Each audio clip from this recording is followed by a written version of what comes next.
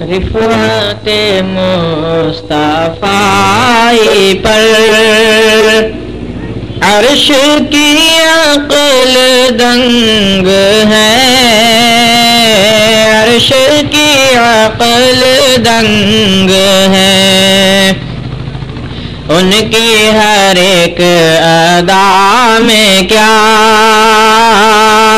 محبوبیت کا رنگ ہے، محبوبیت کا رنگ ہے۔ واللیل والضحیٰ سے ہے آقا کی زلف رخ مراد، واللیل والضحیٰ سے ہے آقا کی زلف رخ مراد، دل نور جسم نور ہے، نورانی انگ انگ ہے، نورانی انگ انگ ہے۔ ملتا ہے مصطفیٰ کا در علی رسول کے طفیل، ملتا ہے مصطفیٰ کا در علی رسول کے طفیل، مارہرا سے مدینے تک روحانی ایک سرنگ ہے، روحانی ایک سرنگ ہے۔ نظمی کو نار کی طرف لے چلے جب ملائکہ، نظمی کو نار کی طرف لے چلے جب ملائکہ، آقا کہے کہ چھوڑ دو یہ دو میرا ملنگ ہے، یہ تو میرا ملنگ ہے، رفعت مصطفی پر عرش کی عقل دنگ ہے۔ السلام علیکم۔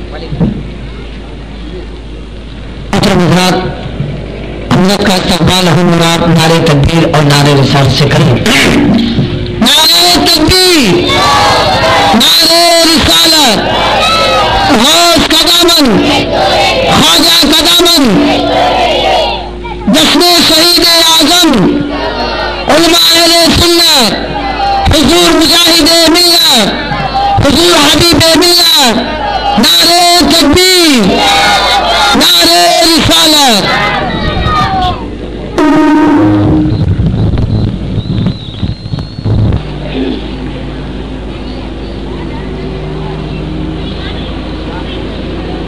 الفاتحة إلى حضرة روح النبي صلى الله تعالى عليه وسلم۔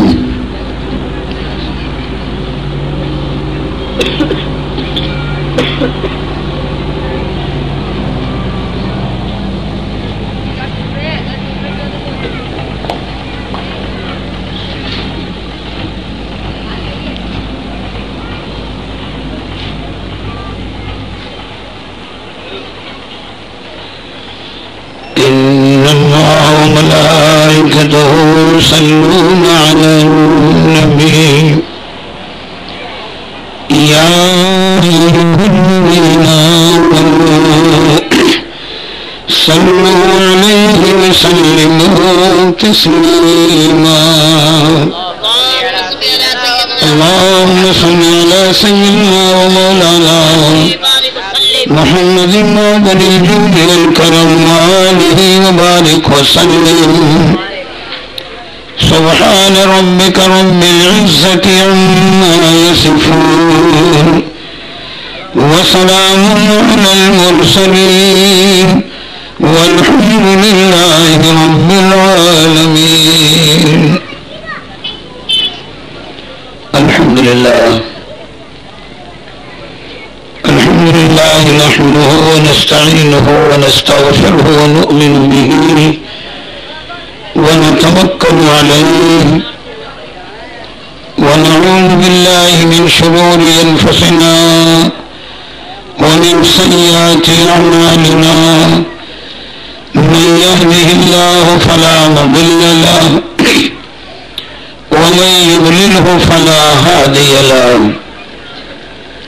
ونشهد أن لا إله إلا الله وحده لا شريك له ونشهد أن سيدنا ومولانا محمدا عبده ورسوله أما بعد فأعوذ بالله من الشيطان الرجيم بسم الله الرحمن الرحيم قل لا أسألكم عليه أجر إلا المودة في القربى صدق الله وصدق رسوله النبي الكريم يا أكرم الخلق ما لي من ألوذ به سواك عند حلول الحادث العمبي فإن من جودك الدنيا وذرتها ومن علومك علم اللوح والقلم محمد سيد الكونين والثقلين والفريقين من عرب ومن عجم هو الحبيب الذي ترجى شفاعته لكل هون من الأهوال مقتحم غوث أعظم بمني بسر ساما مددي قبلہ دی مددی کعبہ ایمان مددی ما گدائیم تو سلطان دو عالم ہستی التداریم تما یا شہ جیلا مددی بگر دابی بلا افتاد کشتی ضعیفانی شکستارات پشتی بحق خواجہ عثمان ہارون مدد کن یا معین الدین چشتی الطفیل سیدی سالار مسعود زمان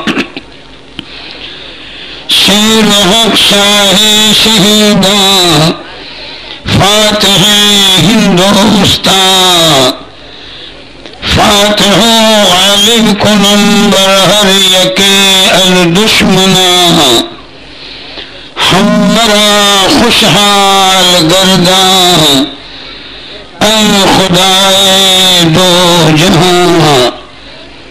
ایک مرتبہ ادب کے ساتھ درود پاک کا نذرانہ پیش کریں. اللہم صلی علی سیدنا و مولانا محمد معدن الجود والکرم وآلہ وبارک وسلم صلاة و سلام علیک یا رسول اللہ صلی اللہ تعالی علیہ وسلم. محترم حضرات، تھوڑی دیر کی یہ مختصر سی محفل سیدنا امام عالی مقام شہید کربلا رضی اللہ تعالی عنہ کی یاد میں منعقد ہے، اور انہی کا ذکر کرنے اور سننے کے لیے آپ اور ہم جمع ہیں.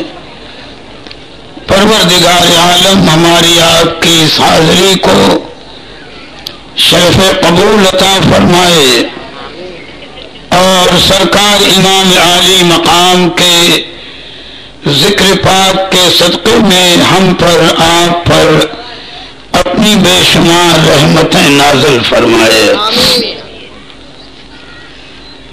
زیادہ دیر میری گفتگو نہیں ہوگی، تھوڑی دیر کی 15-20 منٹ کی میری مختصر سی گفتگو ہے۔ ذہن کو حاضر رکھ کر میں جو بھی باتیں عرض کروں اس کو سنیں اور دعا کریں کہ مولا کریم ان باتوں پر آپ کو اور ہمیں عمل کرنے کی توفیق عطا فرمائے۔ یہ پیچھے فرش آگے بچھوا دیجئے کہ راستہ یہ بند ہو جائے، جن کو بیٹھنا آگے بلا کے بٹھا دیجئے۔ ایک مرتبہ ادب کے ساتھ اور درود پاک کا نذرانہ پیش کریں، اتنا آگے بڑھ کے بیٹھیں کہ راستہ بند رہے۔ بس تھوڑی دیر ذہن لگا کر 15-20 منٹ میری گفتگو سن لیں، چونکہ طبیعت بھی حاضر نہیں ہے کہ میں کوئی تفصیلی تقریر عرض کر سکوں گا۔ حصول برکت کے لیے سیدنا امام عالی مقام کا مختصر سا تذکرہ عرض کر کے اور بات کی تکمیل کروں گا۔ پہلے ایک حدیث پاک آپ سن لیں اور اسی کی روشنی میں میری گفتگو کو سنیں اور سمجھیں۔ اللہ کے پیارے حبیب ارشاد فرماتے ہیں اپنے ان دونوں نواسوں کے متعلق، ان کی محبوبیت اور ان کی عظمت بیان فرماتے ہوئے کہ محبتہما موجب النجات۔ سرکار فرماتے ہیں کہ میرے ان دونوں نواسوں سے محبت کرنا یہ مومن کے لیے بخشش اور نجات کا ذریعہ ہے۔ اور دوسری حدیث پاک میں سرکار نے یہ ارشاد فرمایا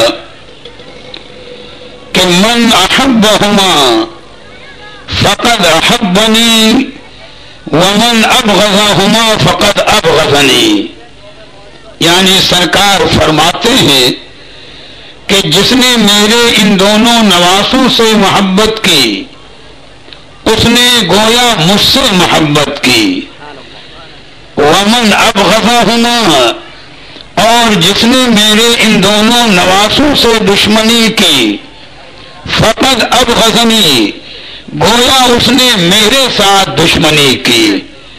تو حدیث پاک کا خلاصہ یہ ہوا، سرکار کے فرمانے کا مقصد یہ ہوا کہ جس نے ان دونوں نواسوں سے محبت کی حقیقتاً اس نے اللہ کے حبیب سے محبت کی، اور جس نے ان کے ساتھ عداوت اور دشمنی کی اس نے گویا اللہ کے پیارے حبیب کے ساتھ دشمنی اور عداوت کی۔ اسی موضوع کو میں واقعات کی روشنی میں چند منٹ میں آپ کو سمجھا دوں کہ دیکھیں محبت امام عالی مقام کا صلہ کیا ہے اور ان سے عداوت اور دشمنی کا انجام کیا ہے۔ بس اسی موضوع پر میں دو واقعات عرض کر کے گفتگو کی تکمیل کر دوں گا۔ حضرت مولا معین الدین کاشفی رحمۃ اللہ تعالی علیہ نے اپنی کتاب روضۃ الشہداء شریف میں نقل فرمایا دونوں واقعات کو، اور دونوں پہلو کو انہوں نے تفصیل کے ساتھ سمجھایا ہے۔ پہلے یہ واقعہ ذہن میں رکھیں کہ امام عالی مقام اور اہل بیت نبوت کے ساتھ عداوت اور دشمنی کا کتنا بھیانک انجام ہے۔ مولا معین الدین کاشفی رحمۃ اللہ علیہ اپنی کتاب روضۃ الشہداء شریف میں واقعہ لکھتے ہیں کہ حرم کعبہ شریف کے اندر اس وقت کے بڑے بڑے علماء، مشائخ اور صوفیاء کرام بیٹھے ہوئے تھے، ان میں آپس میں علمی گفتگو ہو رہی تھی کہ اچانک ایک شخص آیا، اس کے چہرے پر نقاب تھی اور اس نے خانہ کعبہ کا طواف کرنا شروع کیا۔ اس نقاب پوش شخص نے خانہ کعبہ شریف کا طواف کرنا شروع کیا اور طواف کرنے میں یہ کہہ رہا تھا کہ اے پروردگار عالم مجھے بخش دے، میری مغفرت فرما دے۔ تو بھئی یہ کوئی تعجب کی بات نہیں، ہر مومن مسلمان مرد ہو یا عورت دنیا کے کسی کونے میں ہو وہاں بھی اپنے رب تعالیٰ سے مغفرت کی دعا مانگتا ہے، اور کعبہ شریف میں بھی پہنچ جائے تو وہاں بھی یہ دعا مانگتا ہے۔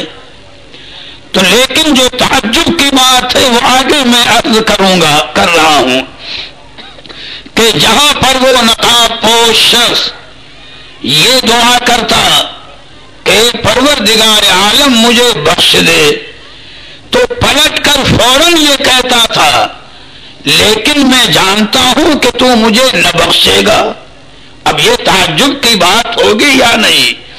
ایک طرف تو وہ دعا کر رہا ہے کہ پروردگار عالم مجھے بخش دے، اور فوراً ہی پلٹ کر کے یہ کہتا ہے میں جانتا ہوں کہ تو مجھے نہ بخشے گا۔ تو تعجب کی بات ہے کہ جب وہ جان رہا ہے کہ مولا تعالیٰ مجھے نہ بخشے گا تو پھر مغفرت کی دعا کیوں کر رہا تھا؟ بات سمجھنے کی ہے۔ وہ برابر طواف کرتا رہا اور یہی کہتا رہا کہ میرے رب مجھے بخش دے، لیکن میں جانتا ہوں کہ تو مجھے نہ بخشے گا۔ تو علماء اور مشائخ نے اور صوفیاء کرام نے اس کو اپنے قریب بلایا، اور بلانے کے بعد یہ کہا کہ اے شخص تو کیسی بات کر رہا ہے؟ ہمارے گناہوں کی حد ہے، ہماری خطاؤں کی حد ہے، اللہ تعالیٰ کی رحمت اور اس کے کرم کی کوئی حد نہیں ہے۔ جب تو مغفرت کی دعا مانگ رہا ہے تو پلٹ کر یہ کیوں کہتا ہے کہ میں جانتا ہوں کہ تو مجھے نہ بخشے گا؟ تو دیکھو اللہ تعالیٰ کی مرضی اس نقاب پوش آدمی کی زبان سے حق بات کہلوا دی، اس نقاب پوش آدمی کی زبان سے سچی اور حق بات نکلوا دی۔ وہ کہنے لگا کہ اے علماء کرام اور اے صوفیاء کرام، پہلے میری گفتگو کو سنو اور میری حقیقت کو جانو، اس کے بعد تب میرے اس جملے کا مطلب تمہاری سمجھ میں آئے گا کہ میں مغفرت کی دعا ضرور کرتا ہوں، لیکن پلٹ کر جب میں کہتا ہوں کہ میں جانتا ہوں کہ تو نہ بخشے گا، تو جب میری حقیقت کو سن لو گے تو بات سمجھ میں آ جائے گی۔ تو علماء نے کہا اچھا بتا تیرا راز کیا ہے، تیری حقیقت کیا ہے، تیرے معاملات کیا ہیں؟ تو وہ نقاب پوش آدمی کہنے لگا کہ میں ان کربلائی ظالموں میں ہوں کہ جنہوں نے امام حسین پر اور آل رسول پر ظلم کرنے میں کوئی کسر نہیں اٹھا رکھی۔ اقرار کر رہا ہے کہ میں ان کربلائی ظالموں میں ہوں کہ جنہوں نے امام عالی مقام کی ذات پر اور آپ کے اہل بیت پر اور آپ کے ساتھیوں پر ظلم کرنے میں کوئی کمی نہیں کی۔ اور یہی نہیں، امام عالی مقام کی شہادت کے بعد جب شہداء کے سروں کو کربلا شریف سے کوفہ لے جایا گیا تو بھی میں ساتھ تھا، اور جب ان مبارک سروں کو کوفہ سے یزید کے دربار میں شہر دمشق میں لے جا رہے تھے تو بھی میں ساتھ تھا۔ اور عالم یہ تھا کہ جب کوفہ سے شہداء کرام کے سروں کو دمشق کی جانب روانہ کیا گیا تو تمامی شہداء کے سروں کو ایک بڑے صندوق میں رکھ کر کے اور تالا بند کر دیا گیا تھا۔ لشکر یزید بھی ساتھ چل رہا تھا، لیکن ہمارا 50 آدمیوں کا ایک گروہ تھا کہ لشکر ایک طرف ٹھہرتا تھا، صندوق کو ہم بیچ میں رکھ کر کے اور رات بھر پہرا دیا کرتے تھے کہ ایسا نہ ہو کہ کوئی آ کر کے چھین لے جائے۔ تو ایک رات کا واقعہ ہے کہ لشکری کچھ فاصلے پر سو رہے تھے. ہم 50 آدمی شراب پیے ہوئے صندوق کو جس میں شہدائے کرام کے سر تھے اپنے بیچ میں رکھے ہوئے اور پہرا دے رہے تھے. اچانک میں نے دیکھا کہ جب رات کا کچھ حصہ گزر گیا تو میرے تمامی اور ساتھی تو شراب پی کر مدہوش پڑے ہوئے تھے. میں اکیلے جاگ رہا تھا. میں بھی شراب کی حالت میں تھا لیکن مجھے بے ہوشی یا نیند کا غلبہ نہیں ہوا تھا.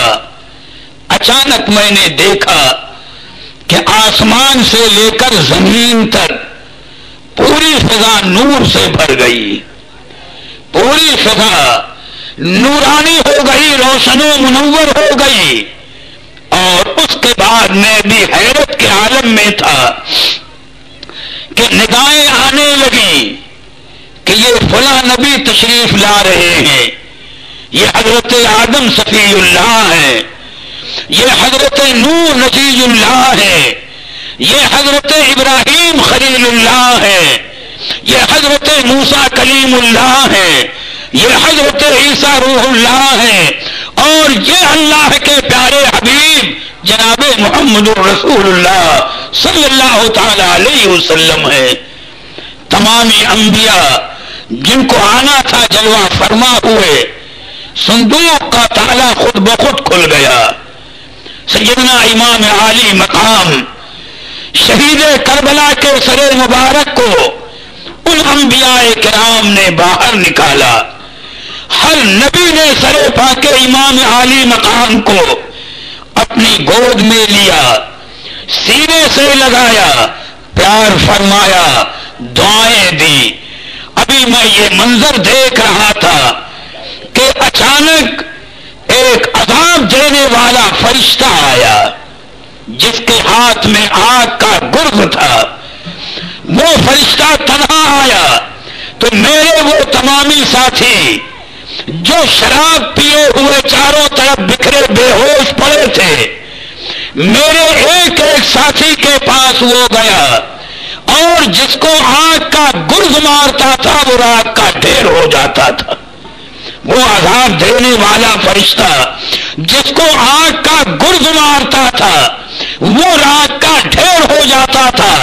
جب میرے 49 ساتھی کو اس نے راگ کا ڈھیر بنا دیا تو میرے قریب آیا، میرا ہاتھ پکڑا اور چاہا کہ مجھ کو بھی گرز سے مارے. تو میں نے فریاد کی، یا رسول اللہ صلی اللہ تعالی علیہ وسلم مجھے بچا لیجئے. یہ شخص کہتا ہے کہ میں نے فریاد کی کہ یا رسول اللہ صلی اللہ تعالی علیہ وسلم مجھے بچا لیجئے.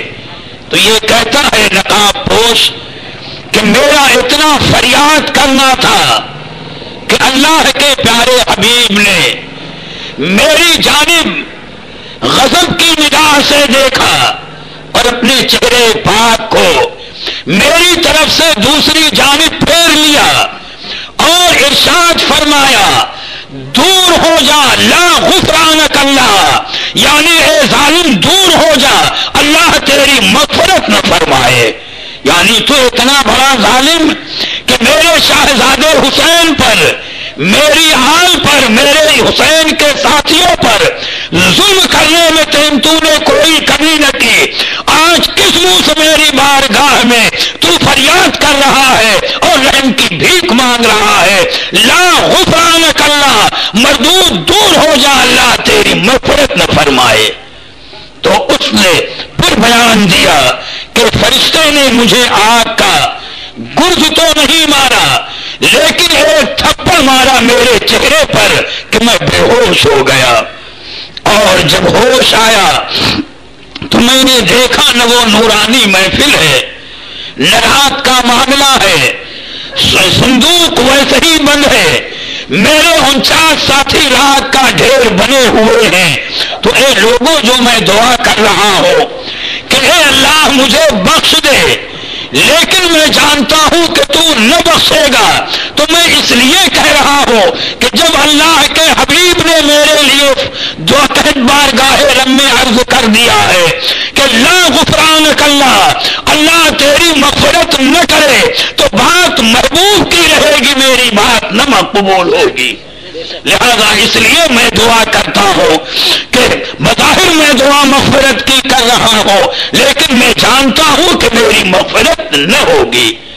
تو علماء نے فرمایا اچھا اتنا اور بتا دے کہ یہ تو نے چہرے پر نقاب کیوں ڈال رکھی ہے، تو نے اپنا چہرہ کیوں چھپا رکھا ہے؟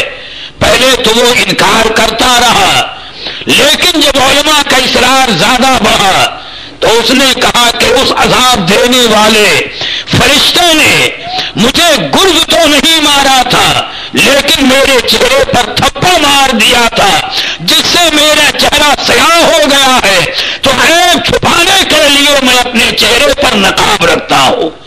علماء نے اصرار کیا کہ ذرا اپنے چہرے سے نقاب تو اٹھا، ہم تیری بدصورتی کو دیکھیں کہ دشمن حسین کا انجام کیا ہے۔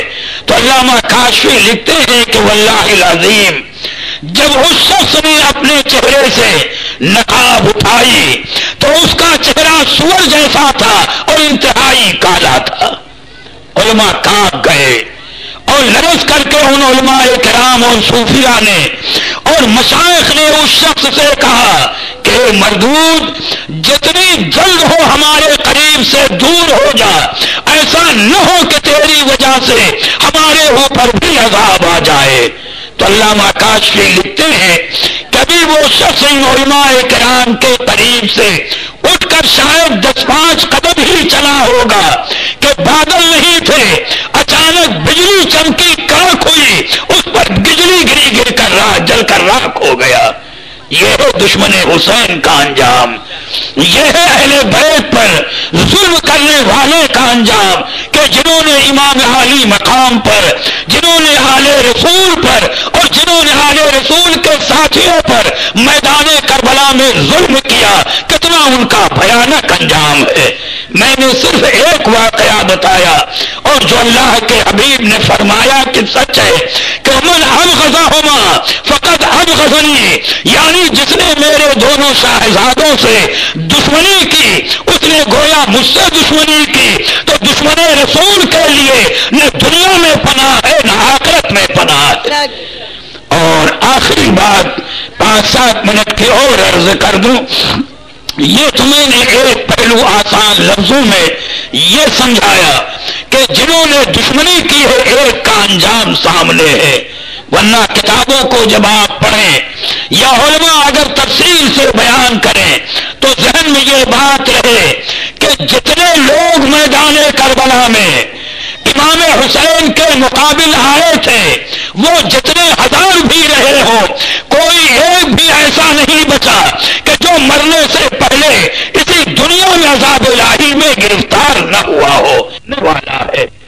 اور محبت امام حسین کے سرے پر بات عرض کر کے اس میں گفتگو کی تکمیل کر دوں، درود شریف پڑھ لیجیے۔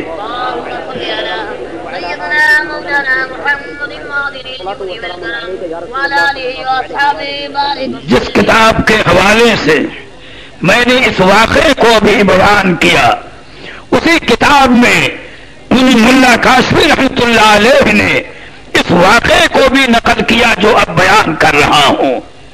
فرماتے ہیں کہ اگلے دور میں صدیوں پہلے جب کا واقعہ ہو، واب الخزائی نامی ایک اچھے صحیح العقیدہ مسلمان شاعر تھے جنہوں نے امام حسین کی محبت میں ان کی شان میں منقبت کے شعر لکھے تھے۔ لیکن یہ بھی ہوتا ہے کہ نفس اور شیطان سب کے ساتھ لگا ہے۔ بھئی شیطان بھی ہمارا، آپ کا، ہر مومن مرد عورت کا بدترین دشمن ہے، کھلا ہوا دشمن ہے، اور نفس بھی ہمارا بدترین دشمن ہے۔ اللہ تعالیٰ دونوں کے فریب اور دشمنی سے ہر مومن مرد عورت کو بچائے اور حفاظت فرمائے۔ تو بتقاضائے بشری نفس کا بھی غلبہ ہوا، شیطان نے بہکایا۔ حضرت واب الخزائی رحمت اللہ علیہ کو شراب پینے کی عادت پڑ گئی، 1000 कोशिश पर आदत उनकी छूटी नहीं। उन्हें इकरार था कि मैं जुर्म कर रहा हूं, लेकिन नफ्स का और शैतान का गलबा के बराबर इसमें मुब्तला रहे। उनके बेटे का बयान कि मेरे वालिद बीमार हुए, सख्त बीमार, रात का वक्त था। मैंने जब उनकी बीमारी की कैफियत को देखा तो ये अंदाजा लगाया कि अब ये थोड़ी देर के मेहमान हैं। निसा की कैफियत तारी होने जा रही थी। मैंने देखा कि उनके चेहरे का रंग शराब पीने के गुनाह की वजह से काला होता जा रहा था, बदन भी स्याह होता जा रहा था। मैंने करीब बैठकर चाहा कि कलमा तलकीन कर दूं कि अमाल जितने बुरे सही, कम से कम आखिर वक्त में कलमा पढ़कर ईमान ताजा कर ले, ईमान पर खात्मा हो जाए तो नजात तो इंशाअल्लाह हो ही जाएगी। तो कहते हैं लेकिन जब मैंने अपने बाप को कलमे की तलकीन करना चाहिए तो जुबान गूंगी हो चुकी थी, वो कुछ बोल नहीं सकते थे। मैं मायूसी के आलम में देखता रहा, उनकी रूह परवास कर गई। कहते हैं मुझे ख्याल आया कि अभी रात है, मेरे बाप का ऐब छुपा हुआ है। जब दिन होगा दुनिया के लोग देखेंगे तो ये तो रुखसत हो गए हैं, लेकिन जब तक मैं जिंदा रहूंगा लोग मुझे ताना देंगे, मजाक उड़ाएंगे कि इनका बाप ऐसा था, ऐसा था, ऐसा था।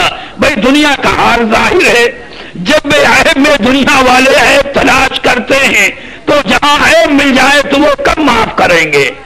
तो अबुल खज़ाई के बेटे कहते हैं मैंने हिम्मत करके अकेले ही अपने बाप को गुस्ल दिया, कफन पहनाया, अकेले ही नमाज जनाजा पढ़ी और मकान के सहन में रात ही में अकेले कब्र खोद करके उनको दफन कर दिया कि ऐब तो छुपा रहे और रब ताला की बारगाह में उनकी मग़फ़िरत की दुआ करता रहा।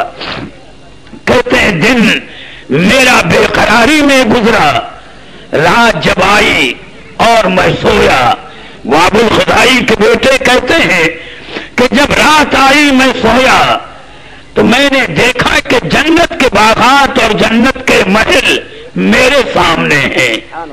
कहते हैं मैंने ख्वाब में देखा कि जन्नत के बागात और जन्नत के महल मेरे सामने हैं और अचानक एक महल से मेरे वालिदे मोहतरम अबुल खज़ाई सब्ज रंग का नूरानी लिबास पहने, नूरानी चेहरा और सर पर नूरानी ताज भी गोया मेरे सामने आए। कहते हैं मैंने ख्वाब में ही उन्हें सलाम किया, उन्होंने जवाब दिया। फिर मैंने हैरत से पूछा कि ए वालिदे मोहतरम, मैंने मरने के वक्त तो आपका वो हाल देखा था कि चेहरा स्याह था, पूरा बदन काला हो गया था, जुबान गूंगी हो चुकी थी, लेकिन मैं आपको जन्नत में देख रहा हूं। चेहरा भी नूरानी है, पूरा बदन नूरानी है और जिस्म पर सब नूरानी लिबास भी है। मामला क्या है? तो अबुल खज़ाई के बेटे कहते हैं कि मेरे बाप ने कहा ए बेटे, जो मरने के वक्त तूने मेरी हालत देखी वो भी हक है और जो अब देख रहा है ये भी हक है। जो उस वक्त देखा वो भी हक है और जो अब देख रहा है ये भी हक है। बस ये समझ ले कि मुझे मोहब्बत इमाम हुसैन का सदका मिला, मेरी नजात हो गई। तो अबुल खज़ाई के बेटे कहते हैं ए मेरे बाप, जरा तफसील से तो कुछ बयान कर दो कि मामला क्या है। तो अबुल खज़ाई कहने लगे कि ए बेटे, जब तूने अकेले ही मुझे नहला करके कफन पहना कर नमाज़े जनाजा पढ़कर कब्र में दफन कर दिया तो मैं भी अपने आमाल को दिल में याद करके बस मुंतजिर था कि अब तो अज़ाब के देने वाले फरिश्ते आ रहे होंगे। चूंकि मैं शराबी, गुनहगार, बेअमल, मैं इंतजार में था, दिल में खौफ था کہ عذاب سے میرے بچنے کی کوئی شکل نہیں ہے، بس عذاب دینے والے فرشتے اب آ ہی رہے ہوں گے۔ کہتے ہیں میں یہ سوچ کر کے مایوس اور پریشانی کے عالم میں تھا کہ اچانک میری قبر نور سے بھر گئی۔ وہاب الخزائی کہتے ہیں کہ اے میرے بیٹے، اچانک میری قبر نور سے روشن و منور ہو گئی، اور چند لمحے بھی نہ گزرے ہوں گے کہ میں نے دیکھا کہ میرے سامنے میری قبر میں اللہ کے پیارے حبیب جلوہ فرما ہے، سرکار تشریف فرما ہے۔ کہتے ہیں میں نے سلام کرنا چاہا لیکن زبان گونگی تھی، سلام نہ کر سکا، دل بے چین تھا کہ سرکار سامنے ہیں اور میں صلاۃ و سلام عرض نہیں کر پا رہا۔ کہتے میں ابھی بے چینی ہی میں تھا، اور چند لمحے ہی گزرے ہوں گے کہ اللہ کے پیارے حبیب صلی اللہ تعالی علیہ وسلم نے میرا نام لے کر مجھے پکارا۔ دیکھو غور کرنا ایک نقطہ یہاں پر، آج یہ بدعقیدہ کہیں کہ نبی کو اختیار نہیں، یا نبی ہم جیسے بشر، یا معاذ اللہ وہ عاجز، لیکن نبی کا اختیار دیکھو۔ ہم اہل سنت ہیں، ہمارا عقیدہ ہے کہ اللہ کے پیارے حبیب مختار کل ہیں، مختار دو جہاں ہیں، جس کو جو چاہے عطا فرما دیں، جس پر جتنا چاہے کرم فرما دیں۔ تو اختیار دیکھو، واب الخزائی کہتے ہیں کہ سرکار نے مجھے نام لے کر کے پکارا، اور سرکار کا پکارنا تھا کہ میں نے اپنے نبی کا معجزہ دیکھا کہ میری گونگی زبان کو بولنے کی طاقت مل گئی، میری گونگی زبان کو بولنے کی طاقت مل گئی، بس زبان میں بولنے کی طاقت آنی تھی کہ میں نے ادب سے صلاۃ و سلام کا نذرانہ پیش کیا۔ اور اب اللہ کے حبیب کا میاں دوسرا فضل و کمال کا معاملہ دیکھیں۔ ہمارا عقیدہ ہے کہ ہمارے آقا غیبدہ نبی ہیں، حاضر و ناظر نبی ہیں۔ تو واب الخزائی کہتے ہیں کہ بھائی میں نے منقبت تو اپنے گھر میں یا اپنے وطن میں لکھی تھی، جا کر مدینہ شریف میں سرکار کے روضے پر بھی تو میں نے نہیں پڑھا تھا، لیکن سرکار غیبدہ نبی ہے، حاضر و ناظر نبی ہے، وہ ایک ایک امتی کے حال سے، عمل سے، کیفیت سے واقف ہیں۔ تو واب الخزائی کہتے ہیں کہ جیسے ہی میں نے صلاۃ و سلام عرض کیا، اللہ کے حبیب نے محبت سے فرمایا، اے واب الخزائی، تو نے میرے شاہزادے حسین کی شان میں منقبت کے جو شعر لکھے ہیں وہ مجھے بہت پسند ہے، مجھے سنا دے۔ میاں غیبدہ ہونے کی دلیل ہے، سرکار کے حاضر و ناظر ہونے کی دلیل۔ واب الخزائی کہتے ہیں کہ سرکار نے جیسے ہی اتنا فرمایا کہ اے واب الخزائی، تو نے میرے شاہزادے حسین کی منقبت میں جو شعر لکھے ہیں وہ مجھے سنا دے، تو مرنے کے بعد تو یاد رہنے کا سوال نہیں، یہ اللہ کے حبیب کا اختیار کہ واب الخزائی کہتے ہیں کہ پوری منقبت کا ایک ایک شعر مجھے یاد آ گیا، ایک ایک شعر مجھے یاد آ گیا، اور میں قبر میں اللہ کے پیارے حبیب کو اسی عالم میں امام حسین کی منقبت کے شعر سنانے لگا۔ اور کہتے ہیں کبھی کبھی نیچی نگاہوں سے دبے ہوئے ادب کے انداز میں اللہ کے پیارے حبیب کی جانب دیکھ لیتا تو دل خوشی سے باغ باغ ہو جاتا کہ میں اللہ کے پیارے رسول کو منقبت کے شعر سنا رہا تھا، اور اللہ کے پیارے حبیب خوشی اور مسرت کے عالم میں جھوم رہے تھے۔ میاں اس سے بڑھ کر اور کیا نصیبے کی بلندی۔ واب الخزائی کہتے ہیں کہ جب میں نے منقبت کے اشعار پورے کر لیے تو اللہ کے پیارے حبیب کا دریائے کرم جوش پر آیا، سرکار اور قریب آئے، اور وہ نورانی سبز رنگ کی عبا جو سرکار خود پہنے تھے اپنے جسم شریف سے اتارا اور اپنے مبارک ہاتھوں سے مجھے پہنا دیا۔ یہ وہی عبا ہے جو میں پہنے ہوا ہوں اور میرے بیٹے تو دیکھ رہا ہے، جو اللہ کے حبیب نے مجھے پہنایا ہے۔ اور اے میرے بیٹے، اور کرم فرمایا کہ اپنا مبارک نورانی ہاتھ میرے چہرے پر پھیرا نہیں ہو گیا. میرے پاس کچھ نہیں تھا, امام حسین کی محبت کام آئی, انہی کی محبت کا صدقہ ملا جو تو مجھے جنت میں بھی دیکھ رہا ہے, جنتی لباس میں بھی دیکھ رہا ہے, اور میرے چہرے اور بدن کو نورانی دیکھ رہا ہے. میاں دونوں پہلو میں نے آپ کو سمجھا دیے, زیادہ میں اور تفصیل میں نہیں جاؤں گا کہ اگر امام عالی مقام کی محبت واقعتاً ہمارے دلوں میں جا گزری ہے تو ہماری دنیا بھی عزت کی ہے, ہمارا قبر کا معاملہ بھی عزت کا ہے, اور ہمارا حشر کا معاملہ بھی عزت کا ہے. دعا مانگے کہ پروردگار عالم آپ کو اور ہمیں, ہر مسلمان مرد و عورت کو حسینی زندگی عطا فرمائے, حسینی موت عطا فرمائے, حسینیوں میں ہمارا حشر فرمائے. بس یہیں تک میری گفتگو, کھڑے ہو جائیں, صلاۃ و سلام کا نذرانہ پیش کریں. یا نبی السلام علیکم. دو منٹ پڑھ دو. یا نبی سلام علیکہ, یا رسول سلام علیکہ, یا حبیب سلام علیکہ, صلوات اللہ حبیبی یا رسول اللہ, مصطفیٰ خیر الورا, سرور ہر دو سرا, اپنے آنچوں کا تصدق ہم بدوں کو بھی نبھاؤ.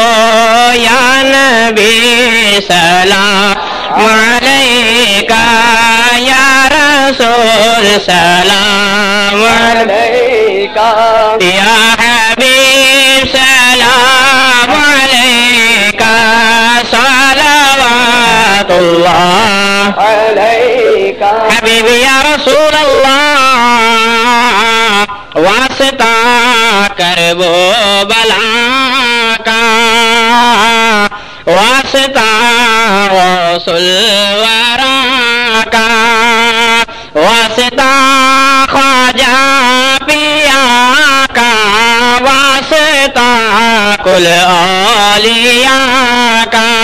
یا نبی سلام علیکہ, یا رسول سلام علیکہ, یا حبیب سلام علیکہ, صلوات اللہ علیکہ. الصلاة والسلام علیکہ یا نبی اللہ, الصلاة والسلام علیکہ یا رسول اللہ, الصلاة والسلام علیکہ یا حبیب اللہ, صلاة وسلام علیکہ یا رسول اللہ. اللہم صل علی سیدنا و مولانا محمد معدن الجود والکرم وآلہ وبارک وسلم. باری تبارک و تعالی اپنے حبیب پاک کے وسیلے سے ہماری ظاہری اور باطنی برائیوں کو دور فرما دے, ہمیں نیک اعمال کی توفیق عطا فرما, ہمیں نمازی بنا, ہمیں روزے دار بنا, مریضوں کو شفا عطا فرما, قرض داروں کو قرض سے سبکدوش فرما دے. بانیان محفل, منتظمین محفل, حاضرین محفل, سب کی جائز تمنائیں پوری فرما, سب کے کاروبار میں, دین و ایمان میں, رزق میں, عمر میں, اولاد میں ترقی اور برکتیں عطا فرما. جس مقام پر, جس محلے, جس شہر, جس علاقے میں یہ محفل پاک منعقد ہے, یہاں صافات و بلیات کو دور فرما دے, اپنی رحمتیں اور برکتیں نازل فرما دے. وصلی اللہ تعالی علی خیر خلقہ محمد وآلہ واصحابہ اجمعین برحمتک یا ارحم الراحمین. الفاتحہ. ملائکتہ یصلون علی النبی یا ایھا الذین آمنوا صلوا علیہ وسلموا تسلیما. اللہم صل علی سیدنا مولانا محمد وآلہ وبارک وسلم. سبحان ربک رب العزت عما یصفون وسلام علی المرسلین والحمد للہ.